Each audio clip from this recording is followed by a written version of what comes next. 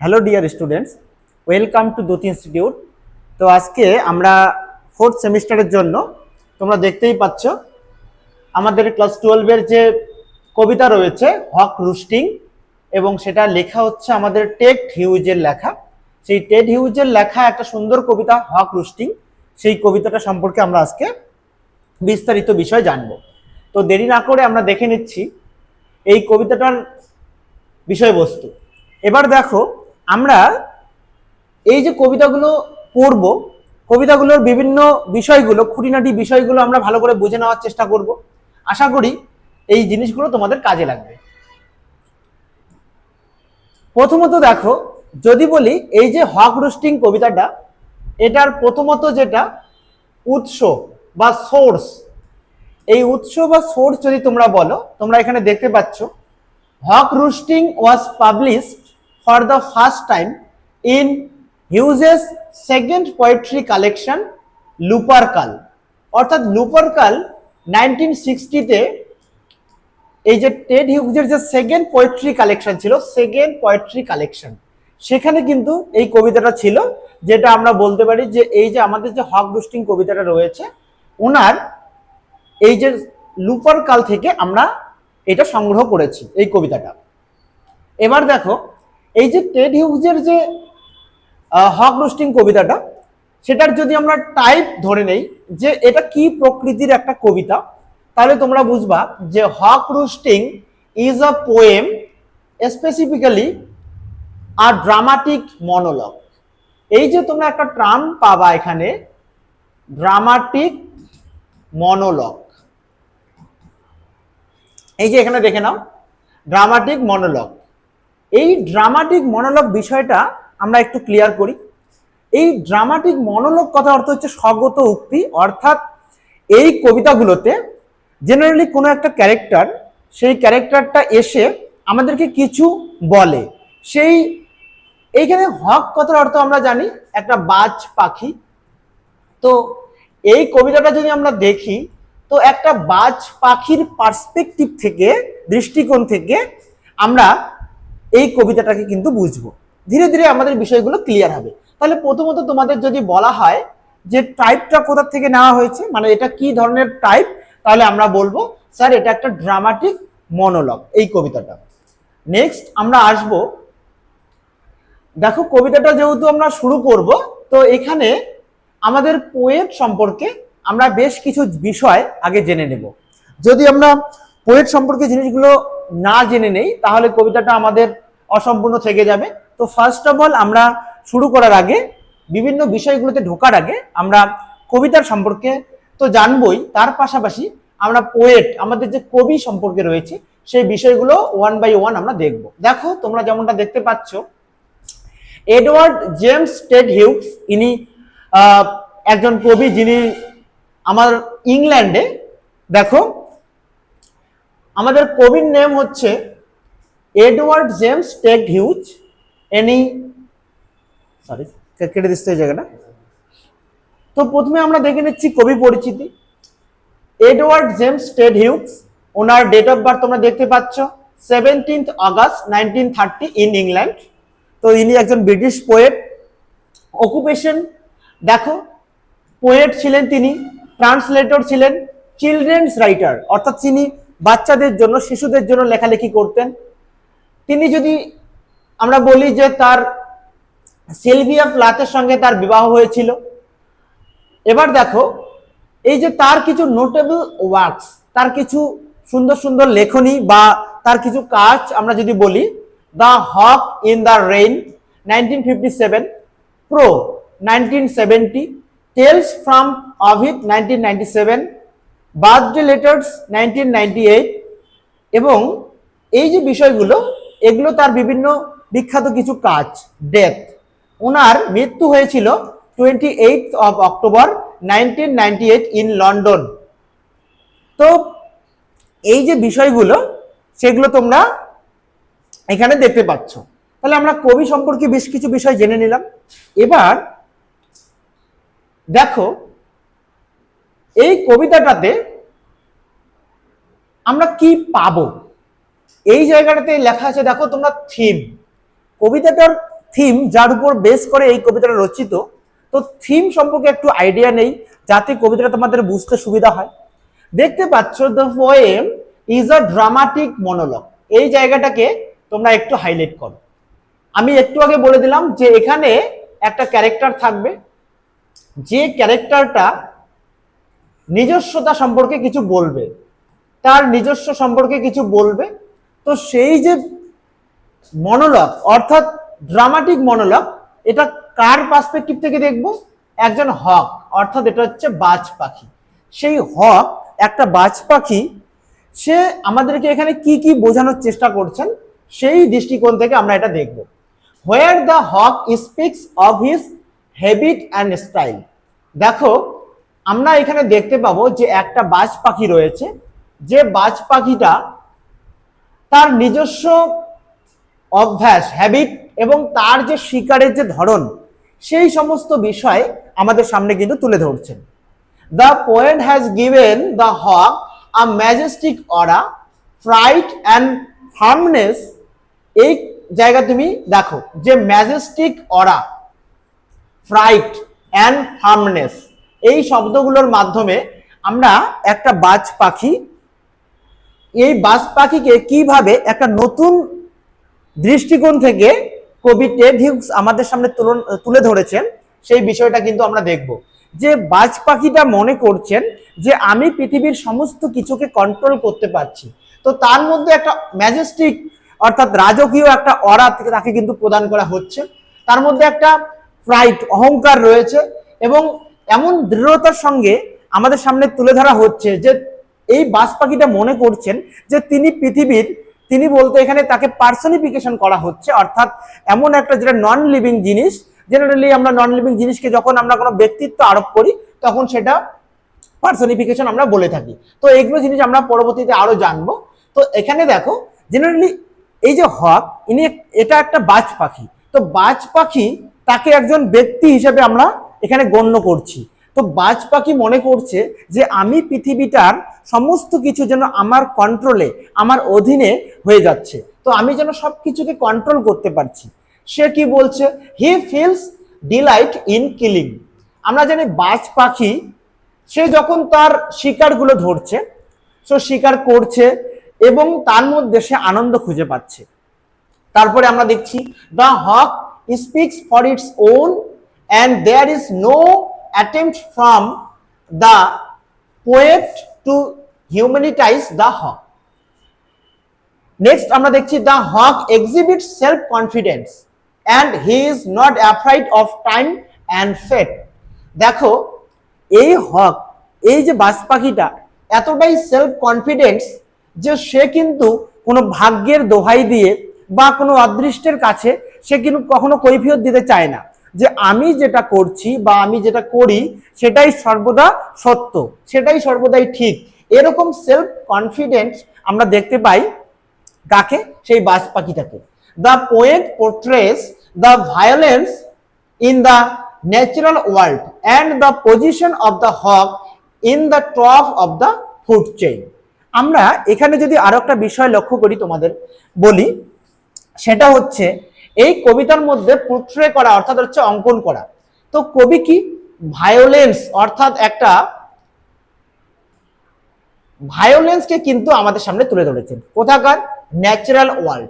অর্থাৎ আমরা বিভিন্ন দৃষ্টিকোণ থেকে কবিতাগুলোকে দেখি। আমরা যখন রোমান্টিক পোয়েটদের দেখি তখন আমরা দেখি সৌন্দর্য, তো একটা সৌন্দর্যের একটা দৃষ্টিকোণ থাকে, কিন্তু এখানে আমরা কিন্তু সৌন্দর্য পাচ্ছি না।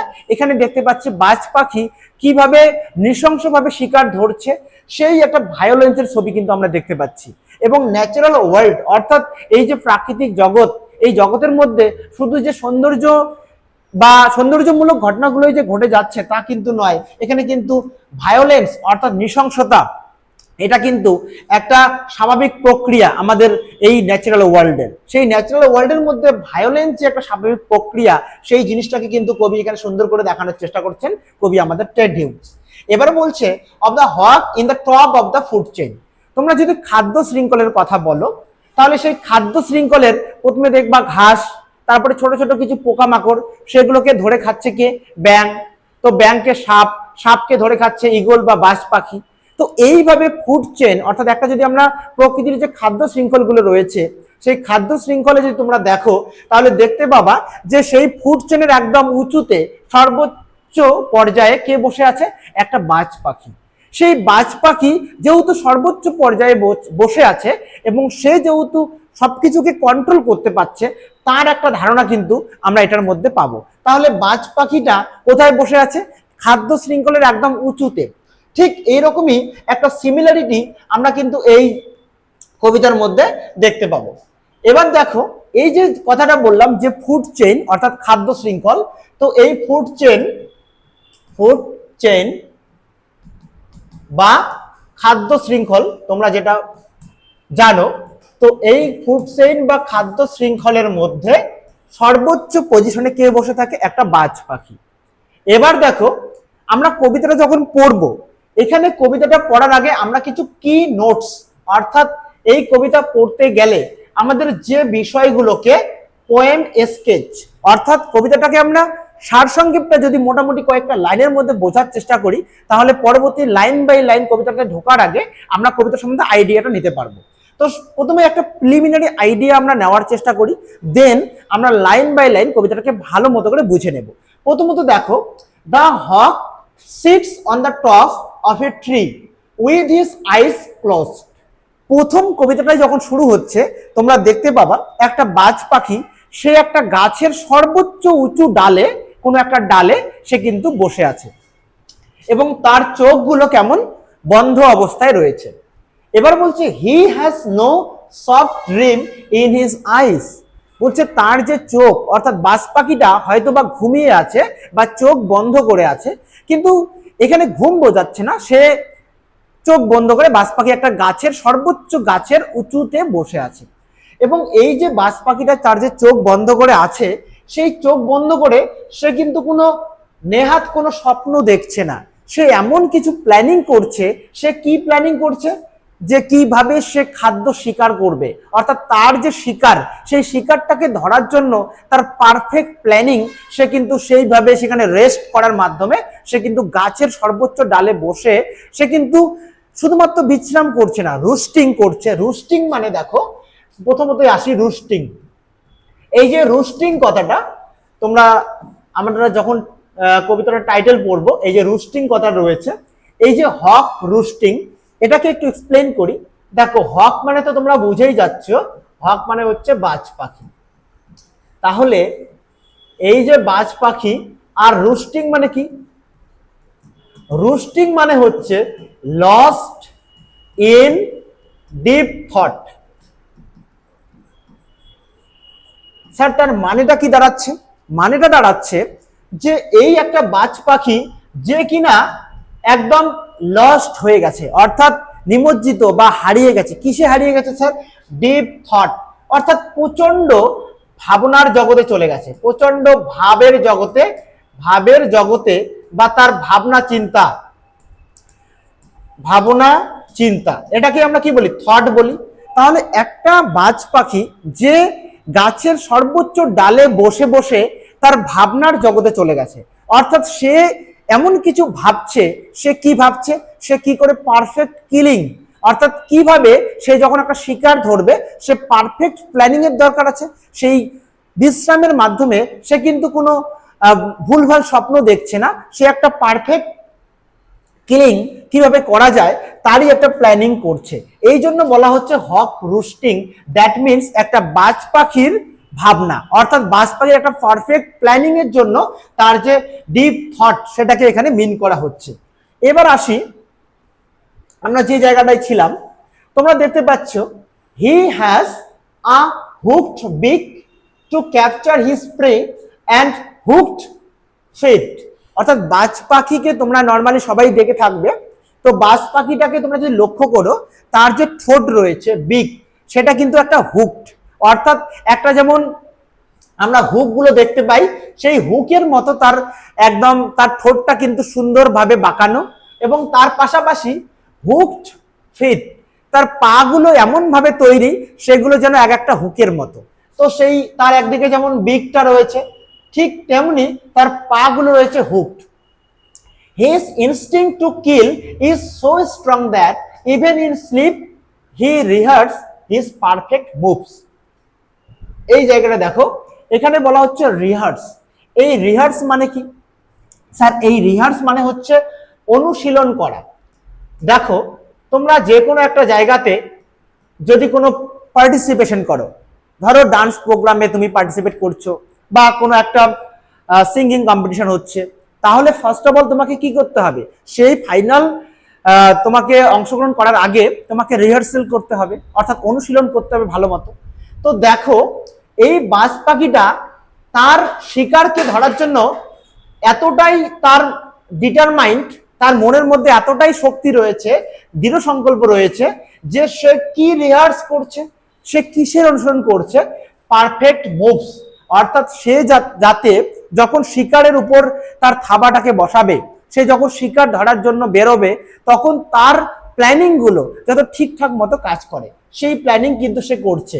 The tall trees are convenient for him as it gives him an unobstructed view for inspecting his prey. এই প্রে মানে হচ্ছে শিকার, অর্থাৎ শিকার আর হচ্ছে শিকারী। তো বাজ পাখিটা হচ্ছে আমাদের শিকারী, আর সে যে শিকারগুলোকে ধরবে, ছোট ছোট পোকামাকড় বা অন্য কিছুকে, সেগুলো হচ্ছে এক একটা করে প্রে। তো এই যে শিকারগুলো যখন সে ধরছে বা ধরতে যাবে, তখন তার প্ল্যানিংটা যাতে ঠিকঠাক মতো কাজ করে, তারই সে কিন্তু প্ল্যানিং করে।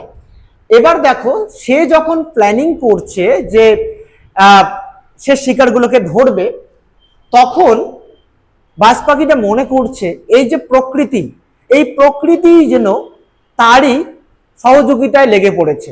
অর্থাৎ দেখো, টল ট্রিজ আর কনভেনিয়েন্ট, এই যে উঁচু উঁচু গাছগুলো, যে গাছগুলোর কোনো একটা উঁচু ডালে বসে সে সারা পৃথিবীটাকে অবজার্ভ করতে পারে, ইন্সপেকশন অর্থাৎ খুঁটিয়ে খুঁটিয়ে দেখতে পারে কোথায় কোথায় তার শিকারগুলোকে পাওয়া যাবে।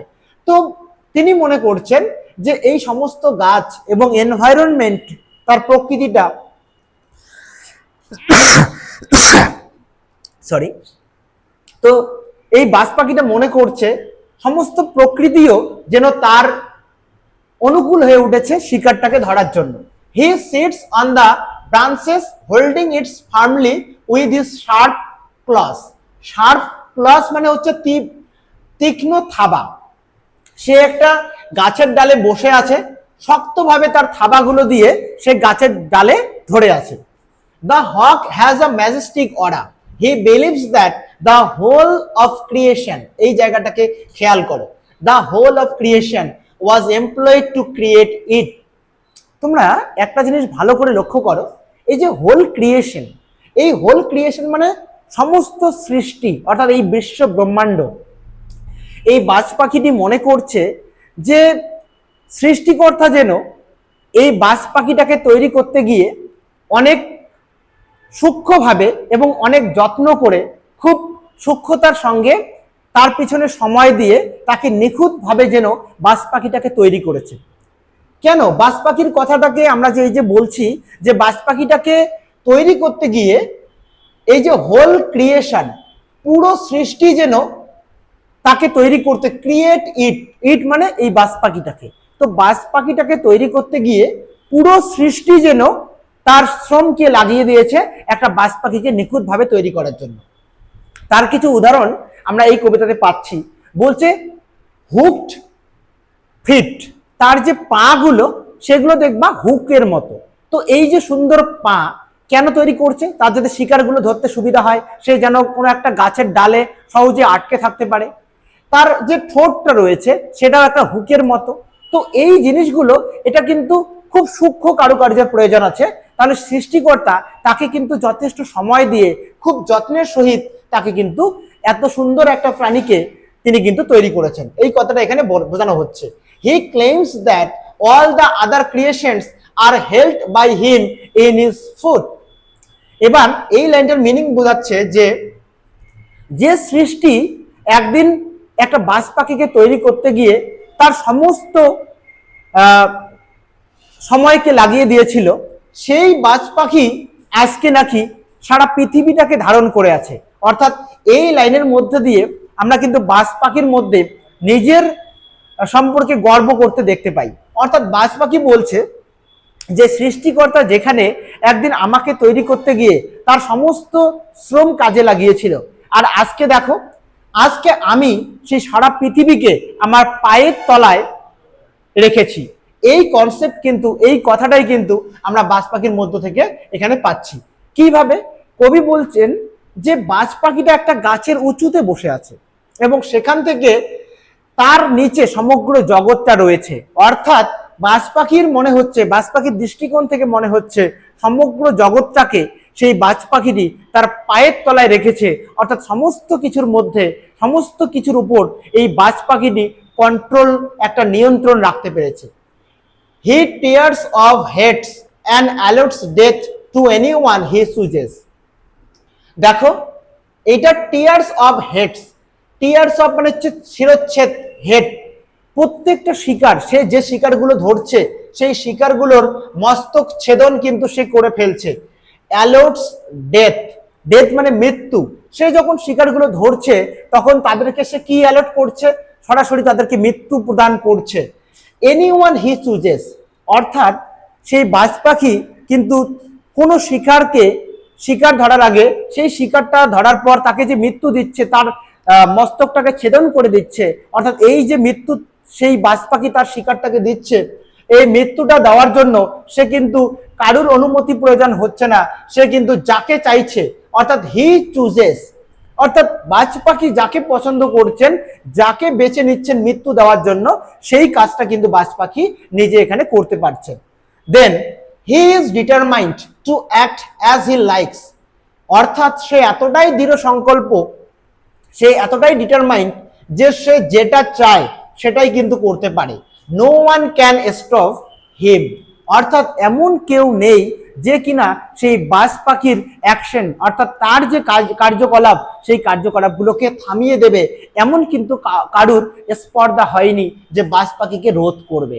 অর্থাৎ আমরা এই বাজ পাখির মধ্যে একটা কিন্তু সমস্ত কিছুকে, দ্য হোল ওয়ার্ল্ডটাকে কন্ট্রোল করার একটা কিন্তু প্রবণতা দেখতে পাচ্ছি। অর্থাৎ তার মধ্যে আমরা একটা প্রাইড দেখতে পাচ্ছি, গর্ব করার বিষয় দেখতে পাচ্ছি।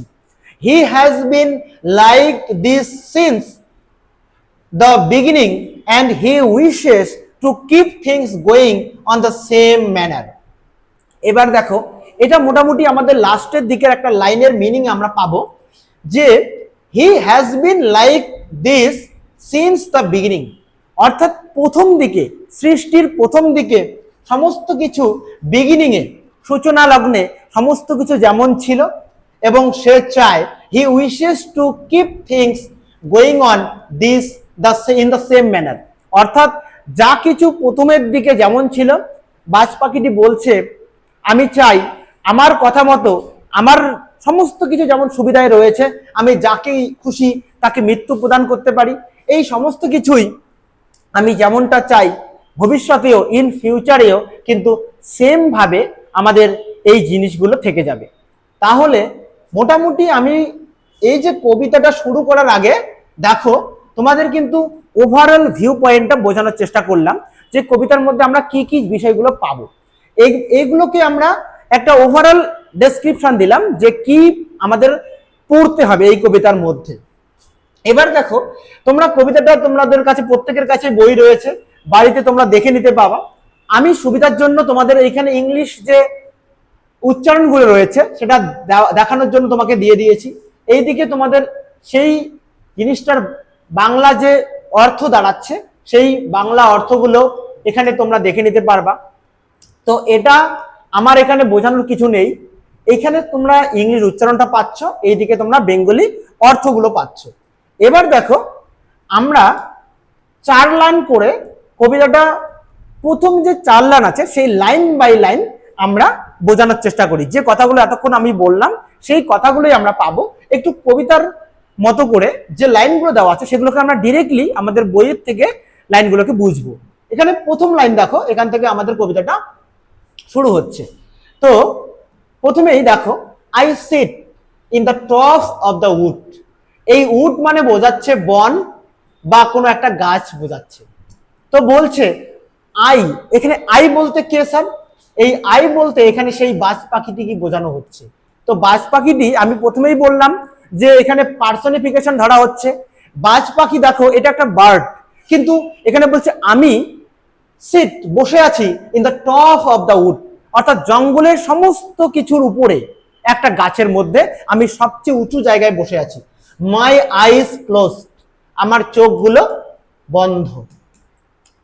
ইন অ্যাকশন, দেখো ইন অ্যাকশন কথার অর্থ কি, অ্যাকশন কথার অর্থ কি? অ্যাকশন মানে হচ্ছে কোনো কিছু কাজে নেমে পড়া, অর্থাৎ কার্যকলাপ করা। কিন্তু সামনে দেখো প্রেফিক্স আছে ইন অ্যাকশন, অর্থাৎ এটার মানে হচ্ছে নিষ্ক্রিয় অবস্থায় থাকা। তাহলে বলছে যে আমি কিন্তু বর্তমানে কোনো কাজ করছি না, আমি নিষ্ক্রিয় হয়ে আছি।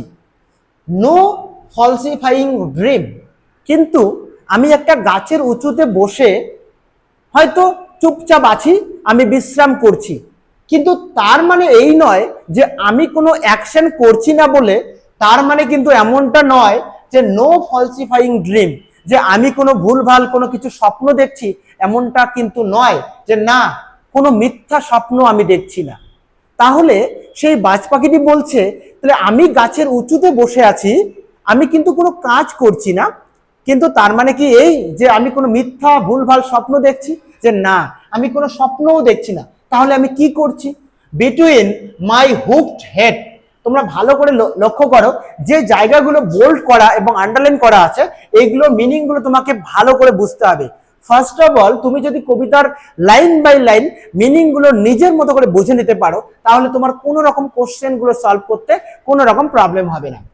বলছে বিটুইন মাই হুকড হেড, লক্ষ্য করো আমার যে হেড বলতে এখানে তার ঠোঁটটাকেই বোঝানো হতে পারে, হেড মানে নর্মালি মাথাকে বোঝানো হচ্ছে, তো মাথারই একটা পার্টে আমরা দেখছি ঠোঁটটা থাকছে, তো তার যে সেই বাঁকানো সুন্দর করে বাঁকানো যে ঠোঁট রয়েছে, অ্যান্ড হুকড ফিট, তার যে সুন্দর করে বাঁকানো তার যে পা গুলো রয়েছে, তাদের বিটুইন মানে মাঝখানে, অর ইন স্লিপ, অথবা আমি যে এই ঘুমোচ্ছি বা আমি যে রেস্ট করছি, এই কি করছি? রিয়ার্স পারফেক্ট কিলস অ্যান্ড ইট, আমি কি করে পারফেক্টলি কিল অর্থাৎ কোন শিকারকে ধরতে পারবো, হত্যা করতে পারবো এবং তাদেরকে আমি খেতে পারবো, আমার খাদ্যে পরিণত করব, তারই রিহার্সাল আমি কিন্তু করছি এই গাছের উঁচু ডালে বসে, এবং আমি কোনো মিথ্যা স্বপ্ন দেখছি না। এই 4 লাইনের মিনিংটা আমাদের দাঁড়াচ্ছে এইটুকু। তাহলে আশা করি তোমরা বুঝলে। নেক্সট দেখো, এখানে একটা জিনিস দেখো, এই যে টপ অফ দ্য উড, তার মিনিংটা এখানে বলা আছে he is high up on a tree and high up on the food chain, সেই যেমন গাছের উঁচুতে বসে আছে। এটার সঙ্গে আমরা সিমিলারিটি কোথায় পাচ্ছি? একটা খাদ্য শৃঙ্খলকে তুমি যদি লক্ষ্য করো, তাহলে সেই ফুড চেনের সর্বোচ্চ জায়গায় কে বসে আছে? একটা বাজ পাখি। তো সিমিলারিটি দেখানোর জন্য এই লাইনটাকে কিন্তু এখানে দেখানো হচ্ছে। তারপরে দেখো, repetition reminds us of the Hawks violent weapons, অর্থাৎ এই যে হক অর্থাৎ এই যে বাজ পাখি, এই বাজ পাখির দেখো হুকড হেড আর হুকড ফিট, অর্থাৎ এই যে হুকড হেড আর হুকড ফিট, এই হুকড কথাটা অর্থাৎ তার সুন্দর বাঁকানো পা, তার সুন্দর বাঁকানো ঠোঁট, এই কেন হুকড কথাটা কেন রিপিট করা হচ্ছে? এর কারণ হচ্ছে এটার মাধ্যমে তার কাছে বাজ পাখির মধ্যে যে শক্তিশালী অস্ত্র রয়েছে শিকারকে সহজেই ধরার জন্য, তাকে কিন্তু জোর দেওয়ার জন্য এই হুক কথাটার কিন্তু রিপিটেশনটা এখানে আনা হয়েছে। তো আমরা এরকম সূক্ষ্ম সূক্ষ্ম বিভিন্ন বিষয়গুলো আমরা এখানে দেখব। দেখো, the hawk has no time for day dreaming. Day dreaming মানে কি? দিবা স্বপ্ন। আমরা বলি না যে দিনের মধ্যে জেগে জেগে দিবা স্বপ্ন দেখছো তুমি, অর্থাৎ দিবা স্বপ্ন আর রিয়েলিটির মধ্যে একটা পার্থক্য আছে। আমরা সবাই দিবা স্বপ্ন দেখতেই পারি, কিন্তু দিবা স্বপ্ন দেখার মধ্যে তেমন কিছু মাহাত্ম্য নেই, আমাদের রিয়েলিটিতে সবকিছুকে করে দেখাতে হবে। তো বাজ পাখি বলছে যে আমি কিন্তু কোনো ডে ড্রিমিং এর মধ্যে নেই, আমি যা প্ল্যানিং করছি সমস্ত পারফেক্টলি করার জন্য করছি। এবার দেখো সেকেন্ড আমরা বলছি, তাহলে প্রথম লাইনে প্রথম 4 লাইনের মধ্যে আমরা দেখলাম সেই বাজ পাখিটির পজিশন সম্পর্কে, এবং তার কাছে দুটো যে ধারালো অস্ত্র রয়েছে, তার তীক্ষ্ণ এবং বাঁকানো ঠোঁট, পাশাপাশি সেই বাজ পাখির কাছে রয়েছে তার তীক্ষ্ণ বাঁকানো কি পা, পায়ের সেই যে গাছের মধ্যে আটকে থাকার মতো তার যে, এবং শিকারকে সহজেই ধরার মতো তার যে অস্ত্র, এগুলোকে বলা হচ্ছে ওয়েপন্স। তো দেখো এবার সেকেন্ড 4 লাইনের মধ্যে আমরা দেখব যে টেড হিউজ আমাদের বোঝানোর চেষ্টা করছেন যে তার চারপাশের যে পরিবেশ, সেই পরিবেশটাও যেন সেই বাজ পাখির অনুকূলভাবে তাকে সাহায্য করছে। অর্থাৎ একমাত্র সেই বাজ পাখিকেই যে কষ্ট করতে হচ্ছে সেই শিকারকে ধরার জন্য তা কিন্তু নয়। সেই বাজ পাখি যেমন শিকারটাকে ধরার চেষ্টা করছে, পাশাপাশি তার যে পরিবেশ, তার পাশাপাশি যে এনভায়রনমেন্ট রয়েছে, সেই পরিবেশও যেন বাজ পাখিকে সহযোগিতা করছে তার কাজে বা কার্য সিদ্ধ করার জন্য। সেটা কিরকম করে দেখো, দা কনভেনিয়েন্স অফ হাই ট্রিজ। কবি বলছেন কনভেনিয়েন্স মানে সুবিধা। কবি বলছেন যে এই যে হাই ট্রিজ, উঁচু উঁচু গাছগুলো রয়েছে, এগুলো তো আর কিছু নয়, এগুলো আমাকেই সাহায্য করার জন্য রয়েছে এত উঁচুতে, যাতে আমি এখানে থাকতে পারি, এত উঁচুতে থেকে আমি যাতে সবকিছুকে অবজার্ভ করতে পারি। দা এয়ার্স বুয়েন্সি, এই যে এয়ার্স বুয়েন্সি, এয়ার মানে বাতাস, আর বুয়েন্সি মানে বোঝাচ্ছে যে বাতাসের মধ্যে প্রবাহমানতা, অর্থাৎ বাতাসের মধ্যেই তাকে তো উঠতে হবে, ভেসে যেতে হবে। তো এই বাতাসের যে প্রবাহমানতা, সেটাও যেন তাকেই সহযোগিতা করছে। দ্য সানস রে, আর সূর্যের যে আলো, সেই সূর্যের কিরণ, এগুলো যেন are of advantage to me. Advantage মানে এগুলো যেন আমার উপকারে আসছে, উপকারে বা সহযোগিতায় আসছে, সহযোগিতা। তাহলে কি কি তার সহযোগিতা করছে? কবি বলছেন যে এই হাই ট্রিজ, উঁচু উঁচু গাছগুলো, আর কারা? বাতাসের বুয়েন্সি, অর্থাৎ বাতাসের যে প্রবাহমানতা, সেটা তাকে সাহায্য করছে। কারা? সানস রে, সূর্যের কিরণ তাকে সাহায্য করছে। এই সমস্ত কিছুই আর অফ অ্যাডভান্টেজ টু মি, আমার কাছে যেন সুবিধাজনক হয়ে উঠেছে। অ্যান্ড দ্য আর্থ ফেস, কবি মনে করছেন এই যে বিশাল পৃথিবী, সেই বিশাল পৃথিবীর মুখমণ্ডলখানি আপওয়ার্ড, সেটা যেন উন্মুক্ত উপরের দিকে।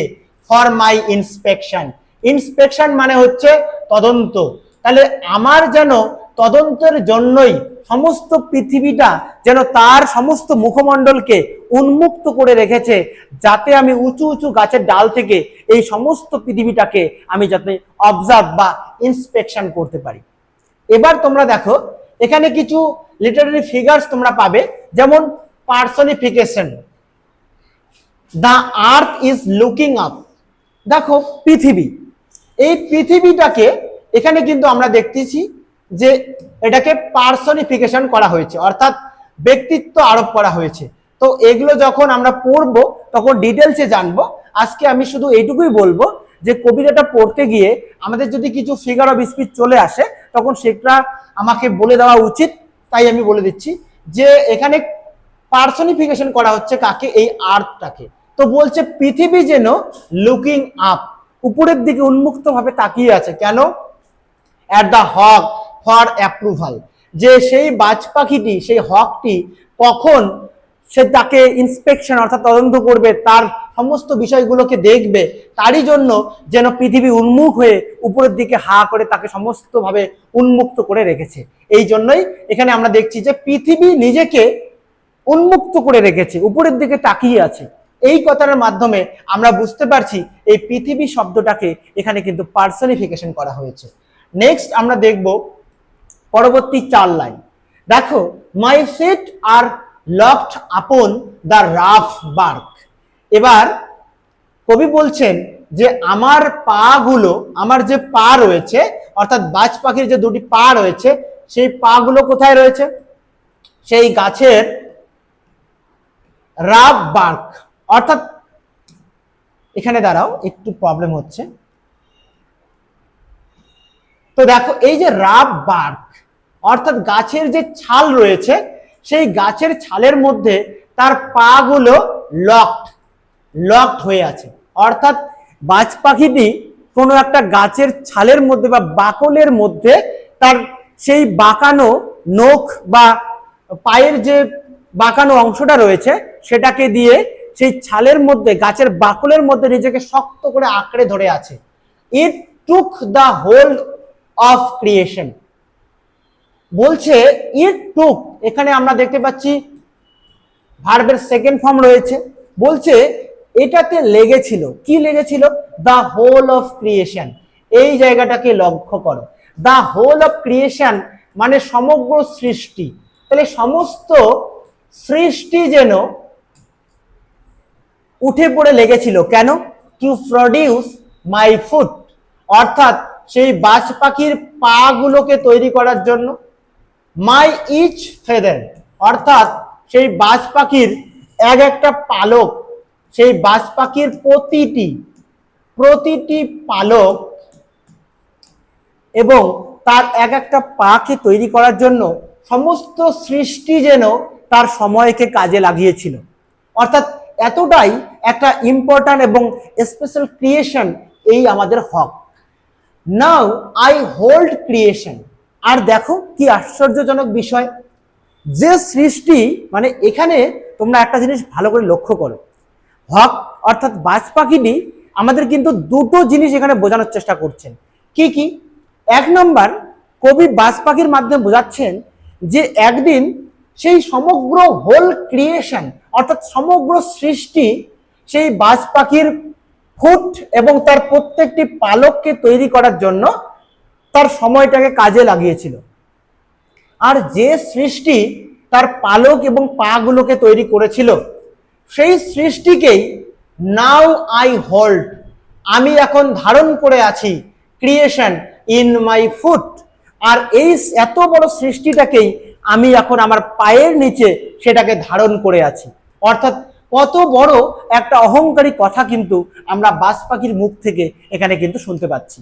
যে সৃষ্টি তাকে একদিন তৈরি করেছিল নিখুঁতভাবে, এক একটা পা এবং তার এক একটা পালককে তৈরি করেছিল, সেই সৃষ্টিকেই সেই বাজ পাখি বলছেন আমি আজকে আমার পায়ের নিচে যেন এই গাছের ছালগুলোকে সে যেমন আঁকড়ে ধরে আছে তার শক্ত পায়ের নিচে, কবি দেখাচ্ছেন সেই শক্ত পায়ের নিচে বাজ পাখির সেই হুকড ফিটের নিচে যে বাকলটাকে আঁকড়ে ধরে রাখছেন, সেই আঁকড়ে ধরাটাকে তিনি মনে করছেন সমগ্র ক্রিয়েশন অর্থাৎ সমগ্র বিশ্ব ব্রহ্মাণ্ডকে তিনি যেন আঁকড়ে ধরে আছেন, এইটাকে বোঝাচ্ছেন। নাও হি ইজ দ্য ওয়ান, এখন সেই বাজ পাখিটি একমাত্র with the power to control the earth, সেই বাজ পাখি যেন আমাদেরকে বলতে চাচ্ছেন আমি হলাম সর্বেসর্বা, আমি এখন সমস্ত পৃথিবীটাকে কন্ট্রোল করছি। এই রকম একটা অহংকারী অ্যাটিটিউড আমরা কিন্তু দেখতে পাচ্ছি বাজ পাখির মধ্যে। দেন আমরা দেখি or fly off and revolve it all slowly, আমি আগের লাইনে দেখলাম যে গাছের মধ্যে আটকে আছে, তারপরে বাজ পাখিটি বলছে অথবা আমি কি করি, ফ্লাই আপ, হয়তো উপরে উড়ে উড়ে বেড়াই, and revolve it all slowly, revolve মানে হচ্ছে আবর্তন করা, হয়তোবা আমি কখনো এর চারপাশে আবর্তন করি, অল স্লোলি, এই ইট বলতে এখানে ক্রিয়েশন অর্থাৎ সমস্ত সৃষ্টি, এখানে পৃথিবীকে বোঝানো হচ্ছে। বলছে আমি কখনো বা উড়ে বেড়াই অথবা এই যে সৃষ্টি বা পৃথিবী রয়েছে সেই পৃথিবীর চারিধারে আমি কখনো স্লোলি ধীরে ধীরে ধীরে ধীরে তার চারদিকে আবর্তন করি, অর্থাৎ সমগ্র জিনিসটাকে ঘুরে ঘুরে দেখি। আই কিল, আমি হত্যা করি, হোয়ার আই প্লিজ, প্লিজ মানে হচ্ছে আমার ইচ্ছা হয়, আমি যেখানে ইচ্ছা আমি সেখানেই হত্যা লীলা চালাতে পারি, আমার এতটাই সাহস, আমার এতটাই মানে আমার মধ্যে এতটাই পাওয়ার রয়েছে, আমি যেখানে খুশি সেখানেই আমি হত্যা লীলা চালাতে পারি। Because it is all mine, it is all mine, কারণ এই সমস্ত কিছুই তো আমারই। তো বাজ পাখি বলছে এখানে আমি সর্বেসর্বা, সমস্ত কিছু আমারই, আমাকে কারুর পারমিশন নিতে হয় না। There is no sophistry in my body, দেখো বলছে যে there is no sophistry in my body, এই দেখো সফিস্ট্রি কথাটার মিনিংটা এখানে দেখো, reasoning that sounds true but it's wrong. তো বলছে তার মানে সফিস্ট্রি কথার মাধ্যমে আমাদেরকে একটা জিনিসই বোঝানো হচ্ছে যে আমাকে আমার দেহের মধ্যে এমন কোনো কিছু নেই যে আমাকে কৈফিয়ত দিতে হচ্ছে কাউকে, এরকম কোনো কিছু কিন্তু ব্যাপার নেই। সেই জিনিসটাকে বোঝানোর জন্য এখানে বলা হচ্ছে there is no sophistry in my body, my manners are tearing off heads. আর আমার যে আচরণ, আমার আচরণ কি রকম, তো তোমরা দেখতে পাচ্ছ এখানে আচরণটা কিন্তু খুবই ভায়োলেন্ট, খুবই একটা ধ্বংসাত্মক এবং হিংসামূলক আচরণ।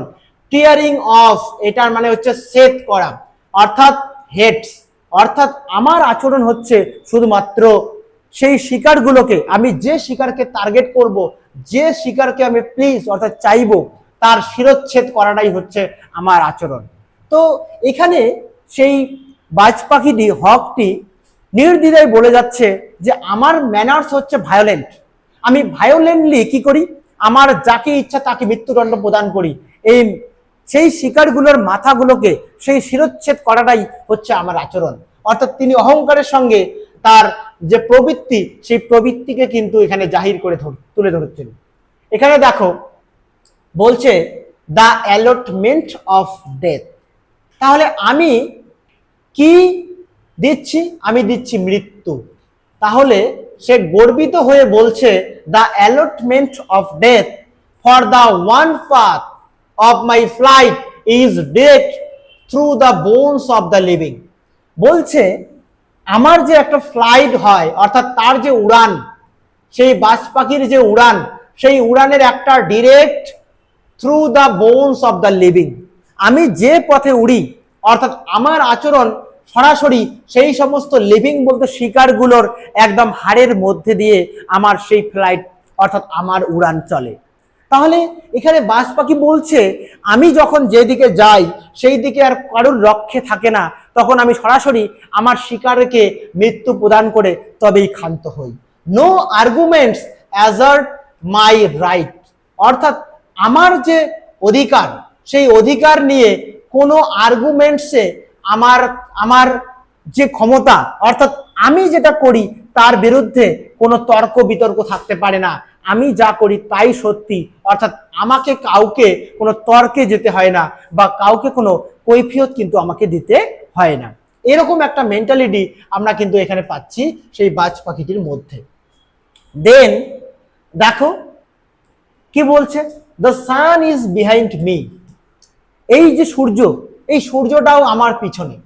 নাথিং হ্যাজ চেঞ্জ, কোনো কিছুই তো পরিবর্তন হয়নি, সিন্স আই বিগেন, এটা সেকেন্ড ফর্ম। তো দেখো এটা হচ্ছে বিগিন ফার্স্ট ফর্ম, এটা হচ্ছে সেকেন্ড ফর্ম। তো আমি জবের থেকে সমস্ত কিছু শুরু করেছিলাম, কোনো কিছুই কিন্তু চেঞ্জ হয়নি, সূর্যটা সেই পিছনে আছে। মাই আইস হ্যাজ পারমিটেড নো চেঞ্জ, বলছি কেন চেঞ্জ হয়নি, কারণটা হচ্ছে আমার চোখগুলো চাইনি যে কোনো কিছু চেঞ্জ হোক, কারণ আমার চোখ, এই যে বাজ পাখি বলছে আমার চোখগুলো যেমনটা দেখতে পছন্দ সবকিছুকে, যেমনটা সেই সূচনা লগ্নে যেমনটা ছিল, সেই সমস্ত কিছুকে যেমন আমার চোখ দেখতে অভ্যস্ত, যেহেতু আমার চোখ পারমিটেড করেনি বা কোনো কিছুকে চেঞ্জ হওয়ার জন্য পারমিশন দেয়নি, তাই জন্য কিন্তু কোনো কিছুই চেঞ্জ হয়নি। I am going to keep things like this, আর যেহেতু এখনো পর্যন্ত সূচনা লগ্ন থেকে এখনো পর্যন্ত কোনো কিছু চেঞ্জ হয়নি, এবং আমি চাই I am going to keep things like this, যেমনটা রয়েছে সব কিছুকে আমি ভবিষ্যতেও একইভাবে রেখে দিতে চাই। এই কথাটা কিন্তু কবি আমাদেরকে বোঝাচ্ছেন সেই হকের পার্সপেক্টিভ থেকে।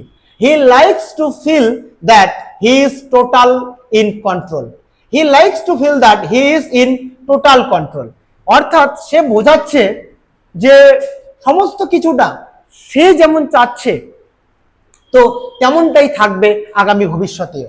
তো এইভাবে আমরা দেখলাম, তো কবিতার পুরো যে মিনিংটা আশা করি তোমরা সমস্তটা ভালোভাবে বুঝতে পারলে। এবার দেখো এখানে আমার কিছু ওয়ার্ড নোটস দেওয়া আছে, এই ওয়ার্ডস নোটসগুলোকে, এগুলো আমি নতুন করে কিছু বলবো না, অলরেডি আমি কবিতাটা বোঝানোর সময় তোমাদেরকে এগুলো এক্সপ্লেন করে দিয়েছি। আমি জাস্ট তোমাদের সুবিধার্থে এখানে ওয়ার্ডসগুলো, কবিতার এখানে ইংলিশ মিনিংগুলো, এখানে বেঙ্গলি মিনিংগুলো প্রোভাইড করছি। ফার্স্ট অফ অল তোমরা এটা দেখার চেষ্টা করো। I sit in the top of the Woods, my ice close, আমি বসে আছি সেই জঙ্গলের একটা গাছের সর্বোচ্চ পর্যায়ে এবং আমার চোখগুলো বন্ধ। এটার মানে কি বোঝাচ্ছে? The hawk is resting calmly on and confidently on the top of a tree, অর্থাৎ এই যে বাজ পাখিটি সে একটা গাছের ডালে কিন্তু রেস্ট করছে এবং তার চোখগুলো এখানে বন্ধ রয়েছে, তো সেটাকেই বোঝানো হচ্ছে। ইনঅ্যাকশন দ্যাট মিনস কোনো কাজের মধ্যে সে নেই, নট ডুইং এনিথিং। তো এইভাবে আমরা কিন্তু এখানে মিনিং গুলো দেখতে পাবো। এগুলো তোমরা একটু তোমাদের সুবিধার জন্য তোমরা দেখে নেবে। এবার দেখো এই জায়গাতে আমরা কয়েকটা শর্ট কোশ্চেন দেখে নেই, যে কবিতাটা যে বুঝলাম আমাদের মূলত কি কি শর্ট কোশ্চেন গুলো আসতে পারে, বা আমি এখানে দেখো সমস্ত কোশ্চেন তো রাখতে পারিনি, এখানে জাস্ট কয়েকটা আমি তোমাদের ধারণা দেওয়ার জন্য কোশ্চেন রেখেছি। Where is the hawk sitting and how, সেই বাজ পাখিটি কোথায় বসেছিল এবং তার বসার যে ধরন, তিনি কি, সেই বাজ পাখিটি কিভাবে বসেছিল সেটা আমরা দেখে নিতে পারি। Explain the physical capabilities of the hawk, সেই যে হক অর্থাৎ বাজ পাখিটি, আমরা বারবার করে দেখলাম যে বাজ পাখিটাকে তৈরি করতে গিয়ে সৃষ্টিকর্তা বা পুরো যে ক্রিয়েশন, হোল ক্রিয়েশন, সেটা অনেক সূক্ষ্মভাবে বাজ পাখিটাকে তৈরি করেছে। তো তার শারীরিক কিছু স্পেশালিটি রয়েছে, এখানে তার শরীরের মধ্যে এমন কিছু স্পেশালিটি রয়েছে যেগুলো অন্যদের থেকে সেই বাজ পাখি বা হকটিকে একটা আলাদা রূপ দান করেছে। সেই যে ফিজিক্যাল ক্যাপাবিলিটিস অর্থাৎ তার যে হুফড ফিট, হুফড বিক, এই সমস্ত কিছু যে রয়েছে সেগুলো এখানে এক্সপ্লেন করতে হবে। Describe the path of the Hawks flight, এক জায়গায় তোমরা দেখবা যে বলা হচ্ছে যে আমার যে গতিপথ অর্থাৎ বাজ পাখির যে ফ্লাইট, সেই গতিপথ সরাসরি শিকারগুলোর একদম হাড়ের মধ্যে দিয়ে, এবং তখন কিন্তু সেই বাজ পাখি যে পথে ফ্লাইট যায় তার ফ্লাইট হচ্ছে শিকারের একদম হাড়ের ভিতর দিয়ে, অর্থাৎ সেই বাজ পাখিটি সরাসরি মৃত্যুকে প্রদান করে। এই যে বাজ পাখি অর্থাৎ সমস্ত লিভিং এর যে হাড়ের ভিতর দিয়ে তার যে ফ্লাইট, সেই জায়গাটা এখানে দিতে হবে। I am going to keep things like this, last লাইনে আমরা দেখলাম যে I am going to keep things like this, যে সৃষ্টি যখন হয়েছিল তখন পৃথিবীটাকে আমি যেমন দেখেছিলাম, ইন ফিউচার অর্থাৎ ভবিষ্যতেও আমি পৃথিবীটাকে এরকমই রেখে দিতে চাই যাতে কোনো রকমের চেঞ্জ সেখানে আমরা দেখতে না পাই। তো এই কথাটা who is the speaker refer to here, এখানে বক্তাকে, বক্তা এখানে দা হক। এবার বলছে what message does the speaker convey through this line, এবং এই লাইনের মধ্য দিয়ে এখানে এই যে বক্তা অর্থাৎ হক, তিনি কি কনভে করতে চাচ্ছেন আমাদের সামনে, ঠিক কি বিষয়টিকে তুলে ধরতে চাচ্ছেন। তো মোটামুটি এই যে কোশ্চেনগুলো তোমাদের হক রুস্টিং থেকে আসতে পারে। এবার দেখো এখানে আমি দু একটা ব্রড কোশ্চেন তোমাদের দিয়েছি। তোমরা জানো 2 নম্বরের জন্য কোশ্চেন থাকে আমাদের 2 × 2 4 থাকবে, আর আমাদের যে ব্রড কোশ্চেন গুলো থাকবে, লং অ্যান্সার টাইপ কোশ্চেন গুলো থাকবে, সেখানে মার্কস থাকবে 6 × 1 এরকম করে 6, অর্থাৎ যদি হক রুস্টিং থেকে যদি আমরা একটা কবিতা পড়ি তার জন্য এখানে আমাদের 6 মার্কস করতে হবে। তো দেখো, how does Ted Hughes use language to show the superiority of the hawk, অর্থাৎ সেই যে হকটা আছে, হকটার যে সুপেরিয়রিটি বোঝানোর জন্য টেড হিউজ যে ভাষাগুলো ইউজ করেছেন সেই সম্বন্ধে এক্সপ্লেন করতে আসতে পারে। Than or fly of and revolve, অথবা আমি উড়ি এবং আবর্তন করি, ইট অল স্লোলি, এটার সমস্ত চারদিকে আমি আবর্তন করি। I kill where I please, আমি হত্যা লীলা চালাই যেখানে খুশি, because it is all mine, কারণ সমস্ত কিছু তো আমারই। There is no sophistry in my body, এই যে কথাগুলো তিনি বলছেন, তো what does the hawk do when it is not taking rest, তাহলে যখন সে কোনো বিশ্রাম না নেয় তখন সেই হক, সেই বাজ পাখিটি কি করে, সে তখন পারফেক্ট প্ল্যানিং করে কিভাবে তার শিকারটাকে ধরবে। What does the hawk do when it is flying in circle, যখন সে সার্কেল অর্থাৎ রিভলভ করে পৃথিবীটাকে, সমস্ত সৃষ্টিটার চারিদিকে যখন ঘুরে ঘুরে বেড়ায় তখন সে কি প্ল্যানিং করে। There is no sophistry in my body, what does this mean, there is no sophistry in my body, এই লাইনটার মাধ্যমে এখানে কি বোঝানো হচ্ছে, describe the nature of the hawk, সেই যে বাজ পাখিটি রয়েছে সেই বাজ পাখিটির প্রকৃতি সম্পর্কে আলোচনা করো। তো মোটামুটি তোমরা দেখতে পাচ্ছ আমাদের যে একটা কবিতা রয়েছে হক রুস্টিং, সেই কবিতাটা আমরা আজকে সমস্ত বিষয়গুলো একটা ক্লাসে যতটুকুনি করানো যায় সমস্ত বিষয়গুলো আমরা দেখলাম। আশা করি তোমরা যদি ভিডিওগুলো রেগুলার আমাদের দেখো তাহলে অন্তত তোমাদের কনসেপ্টগুলো ক্লিয়ার হবে। দেন যখন আমরা কোশ্চেনগুলো প্র্যাকটিস করব তখন কিন্তু কোনো জায়গায় ডাউট থাকবে বলে আমার মনে হয় না। তো এটা আমাদের প্রথম ইংরেজির ভিডিও ছিল। তোমরা দেখো, ভিডিওটাকে দরকার হলে 2-3 বার দেখে নাও, তাহলে যে জায়গাগুলোতে আবছা আছে সেই জায়গাগুলো আশা করি আমাদের ক্লিয়ার হয়ে যাবে। ধন্যবাদ, দেখা হচ্ছে পরবর্তী ভিডিওতে।